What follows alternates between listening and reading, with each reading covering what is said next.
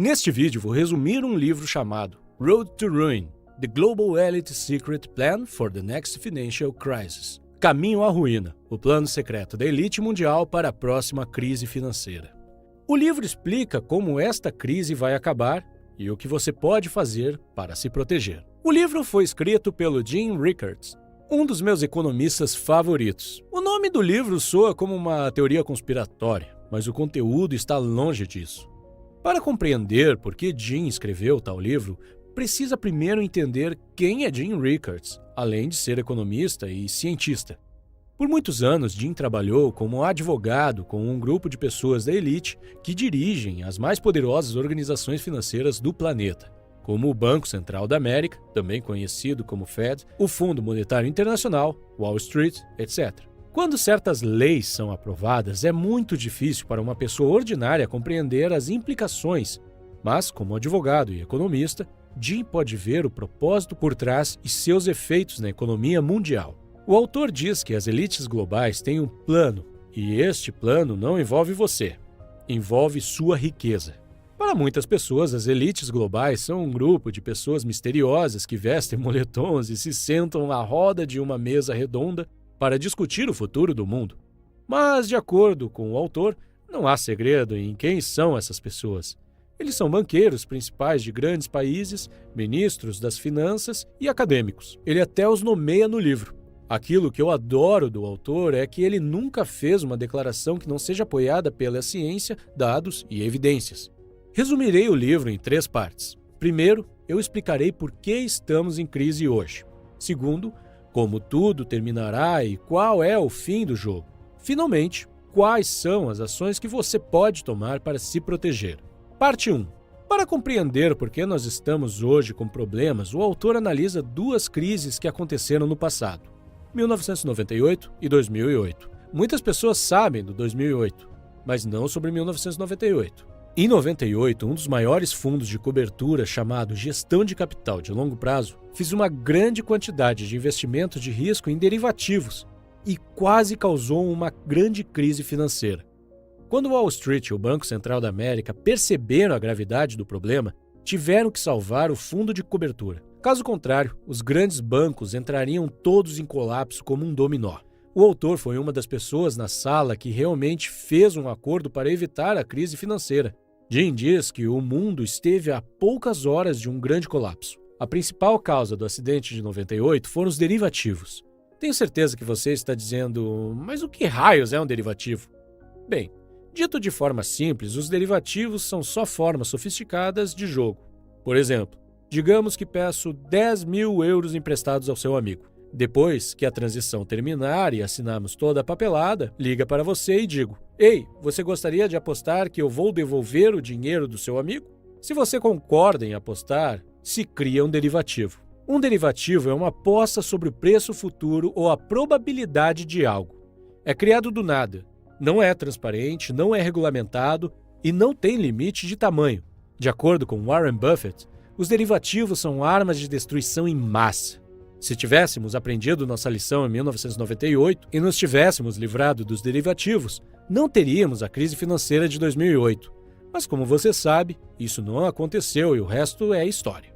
Em 2008, o problema foi muito maior. Então o Fed teve que intervir e salvar os bancos e as principais instituições financeiras. O Fed reduziu as taxas de juro a 0 e aumentou seu balanço de 850 bilhões para mais de 4 trilhões de dólares. Depois da crise, se eles reduzissem sua folha de balanço de volta para o mesmo nível e incrementassem as taxas de juros, eu diria: ótimo, vocês entraram em dívida para salvar o mundo e, quando a crise acabou, apagaram. Mas isso não aconteceu. Como as pessoas comuns, os governos também pegam emprestado nos momentos difíceis e pagam nos momentos bons. Mas parece que nós esquecemos essa regra simples. Para dizer de outra forma, em 2008, o paciente teve um infarto e o médico usou todos os remédios e não reabasteceu o caixa de remédios. Hoje a saúde do paciente está muito pior do que antes e o médico não tem remédios. Algumas pessoas dizem: bem, qual é o problema? Paramos a crise financeira em 2008 imprimindo dinheiro. Por que não imprimir dinheiro novamente? Ele não é apoiado por nada que você possa imprimir o quanto quiser. Bem, É verdade que hoje não há ouro ou prata respaldando nenhuma das moedas, mas há uma coisa importante por trás de todas as moedas do mundo. E isso é a confiança. A única razão pela qual você aceita o meu peso, o euro ou o dólar é porque você confia que, quando for fazer compras, o encarregado do caixa o aceitará de você. Se você continuar imprimindo, as pessoas acabarão perdendo a confiança. E a confiança é uma coisa muito frágil. Uma vez perdida, não pode recuperá-la. Se continuar imprimindo dinheiro, as pessoas dirão: "Você sabe o quê? Não me sinto confortável com o que está acontecendo. Só tire-me desse papel e dê-me uma coisa tangível." Agora você pode dizer para si: "Isso é estúpido, por que não aprendemos as lições? Por que continuamos fazendo as mesmas coisas?"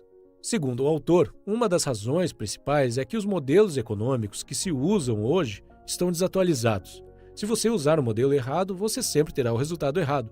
Se os modelos desenvolvidos por Keynes funcionavam, isso não significa que funcione hoje também. A economia é uma ciência e nas ciências as coisas mudam constantemente. Newton foi um dos maiores pensadores, mas muitos anos depois, Einstein provou que sua teoria estava errada. Isso não significa que devemos desconsiderar completamente a Newton. Para sua época, a teoria de Newton era a melhor que poderíamos ter, da mesma forma que a teoria keynesiana pode ter funcionado bem para seu tempo, mas agora não funciona, e por isso não podemos culpar Keynes. Só podemos culpar seus seguidores. Vou dar um exemplo onde você pode ver por si mesmo como alguns dos modelos estão desatualizados. Por exemplo, quando estava estudando na universidade, aprendi sobre a curva de Phillips no meu curso de macroeconomia. De acordo com a curva de Phillips, há uma relação negativa entre o desemprego e a inflação. O que quer dizer que quando o desemprego cai, a inflação deve subir. Mas isso não acontece na maioria das vezes. Você pode observá-lo por si mesmo, se observar a economia. Passo 2. Como a crise vai acabar? Os mercados financeiros são sistemas dinâmicos complexos como os que você vê na natureza, como os terremotos. Quando o terremoto acontece, a energia deve ser liberada. Você não pode parar um terremoto quando ele está acontecendo, mas por um segundo imagine que você possa pará-lo. Se você pudesse pará-lo, a energia não desapareceria, ela apenas ficaria lá e seria liberada eventualmente. A mesma coisa se aplica aos mercados financeiros. Em 2008, paramos o terremoto financeiro, mas isso não significa que a energia desapareceu, ela será liberada. Como você pode ver, cada crise fica maior do que a anterior. Em 98, Wall Street salvou o fundo de cobertura. Em 2008, o Banco Central salvou a Wall Street. Agora a questão é quem salvará o Banco Central. Jim diz que a única organização com um balanço limpo que pode salvar o Banco Central é o FMI, Fundo Monetário Internacional. As elites globais sabem que o sistema é instável e acabará entrando em colapso. Assim que as coisas começarem a ficar feias, o que parece que já está acontecendo, eles intervirão para implementar sua solução. Na primeira etapa, o sistema será congelado. Mesmo a quantia que você pode sacar no caixa eletrônico será limitada a uma pequena quantia só para comprar comida e gasolina. Assim que o sistema for aberto, não teremos o dólar como principal moeda mundial. O dólar será como qualquer outra moeda local, como o peso mexicano. Agora você pode estar se perguntando qual será a moeda principal se o dólar perder sua posição. Bem, a resposta é a moeda do FMI, chamada DES, Direitos Especiais de Saque. A DES também é conhecida como moeda mundial, e o próprio FMI é conhecido como Banco Central Mundial. O autor diz que o objetivo das elites é criar uma ordem mundial, um governo mundial, uma moeda mundial e uma tributação mundial. Eles sabem que seu plano não é muito popular e têm tentado construí-lo peça por peça desde 1969, alterando a legislação.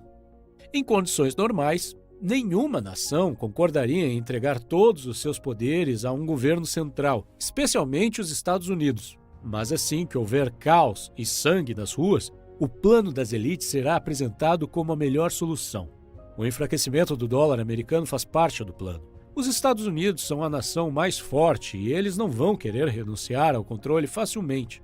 Mas assim que o dólar cair e a crise chegar ao país, as pessoas vão querer uma solução. Durante tempos difíceis, como uma guerra, as pessoas querem um governo central forte e estão dispostas a sacrificar e aceitar as soluções que vêm do governo. Desta vez, não teremos uma guerra armada de verdade, senão uma guerra financeira, que é muito pior do que uma guerra real. A guerra financeira afeta todos os países, todas as cidades. Entra em cada loja e em cada casa. Se essa solução funcionar e o D se tornar a moeda de reserva, será bastante inflacionário.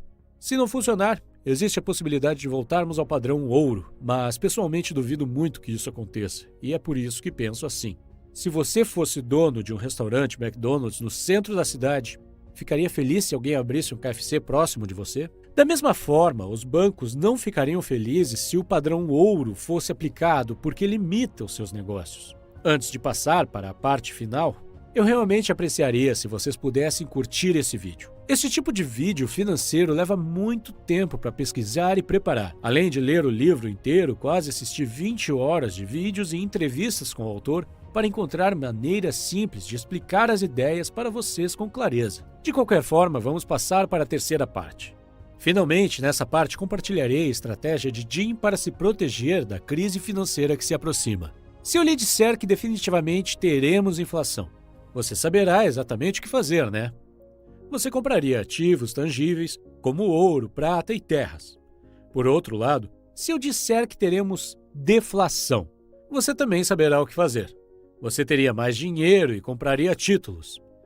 Jim diz que estamos no fio da navalha e podemos ir para os dois lados. Ele diz que você deve estar preparado para ambos cenários. Ele chama isso de estratégia de barra. Como você sabe, a barra tem 3 partes: peso à esquerda, peso à direita e a barra no meio, que mantém as duas partes juntas. Um lado da barra deve conter ativos inflacionários, como ouro, prata e terras. O segundo lado da barra deve conter ativos deflacionários, como títulos. Finalmente, o conector do meio deve ser dinheiro. Muitas pessoas não gostam de dinheiro e não querem segurá-lo, porque não tem rendimento, mas de acordo com o autor, você deve ter dinheiro por 3 razões. Primeiro, o dinheiro é uma proteção contra a deflação. Durante a deflação, o valor do dinheiro aumenta. Em segundo lugar, reduz a volatilidade do seu portfólio. Se qualquer um dos lados do seu portfólio se torna volátil, você pode dormir confortavelmente e não precisa vender nada para sobreviver. Você é aquele que pode fazer compras durante os tempos de volatilidade. Terceiro, o dinheiro oferece opções. Se você vira inflação ou deflação, pode facilmente girar para o lado oposto. A propósito, Warren Buffett é conhecido por ter uma enorme quantia de dinheiro no seu portfólio. Ele espera que a crise financeira aconteça e depois sai às compras e compra empresas que estão em liquidação. Ganhar dinheiro e preservar o dinheiro são 2 coisas diferentes. Muitas pessoas ganham muito dinheiro, mas não conseguem preservá-lo. Há uma história interessante no livro que descreve como algumas pessoas preservaram sua riqueza por centenas de anos. Perto do final do livro, Jim se lembra de um jantar com uma velha e rica família italiana. Esta família preservou sua riqueza por 31 gerações. 800 anos de altos e baixos no mercado. Através de epidemias, pandemias como a peste negra, inúmeras guerras nacionais, locais e até 2 guerras mundiais. Jim fez uma pergunta simples, mas perspicaz a esta família. Como uma família mantém sua riqueza por tanto tempo? Não parece real, deve haver um segredo. A resposta da família foi 1/3, 1/3, 1/3. Isso são 3 terços. A família mantinha 1/3 da sua riqueza em imóveis e terras, o terço seguinte estava em ouro e o terço final em artes valiosas. Para uma pessoa comum como você e eu, pode ser muito difícil ter obras de arte com qualidade de museu, mas ouro e imóveis parecem relativamente fáceis de ter, especialmente ouro. O autor recomenda alocar 10% da sua carteira de investimentos em ouro e prata. Eu recomendo fortemente a leitura do livro. Vou deixar o link abaixo se estiverem interessados. Obrigado por assistir.